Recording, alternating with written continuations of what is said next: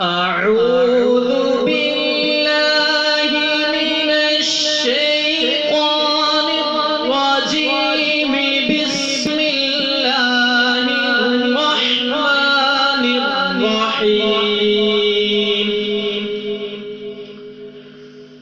والتين والزيتون وطور سينين وهذا البلد الأمين. لقد خلقنا الإنسان في أحسن تقويم. ثم رددناه أسفل سافلين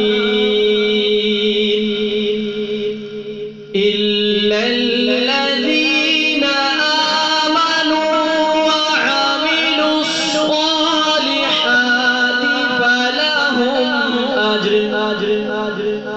فلهم أجر غير ممنون. فما